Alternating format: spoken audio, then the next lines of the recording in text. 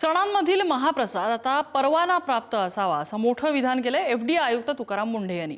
महाप्रसाद तयार करण्यासाठी असणारा केटरर परवाना प्राप्त असावा असंही मुंढेंनी म्हटलंय।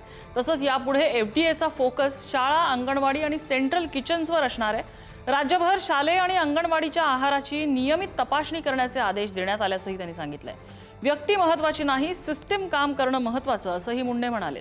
31 जुलैपर्यंत राज्यात 3100हून अधिक अन्न आस्थापनांची तपासणी करण्यात आली आहे। एक बेसिक अंडरस्टँडिंग करा। इट्स नॉट अबाउट महाप्रसाद, it is not about Bhandara, it is not about ईदच्या दिवशी काय होतं, इट इज अबाउट रेग्युलेशन।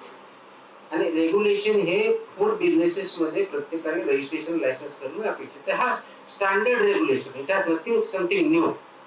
त्याच्यामुळं जिथं जिथं विदाउट लायसन्स आहे, विदाउट स्टँडर्ड आहे, विदाउट ते प्रोटोकॉल पाळत नाही, दे आर व्हायोलेटिंग इट। मग ते फेस्टिव्ह सीझन असो किंवा फेस्टिव्ह सीझन नसो, इट डझंट मॅटर।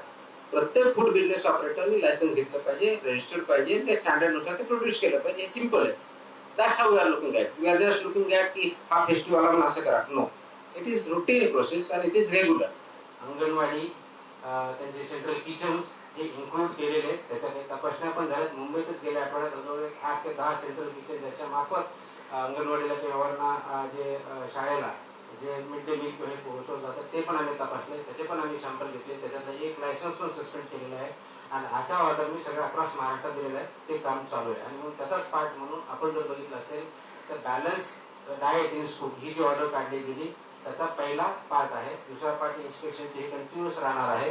वर्षातून कमीत दर महिन्याला मिनिमम सॅम्पल आम्ही घेणार आहोत आणि इन्स्पेक्शन होणार आहे आणि मिनिमम 2 वेळेस इन्स्पेक्शन स्कूल किंवा अंगणवाडीचे होणार आहे।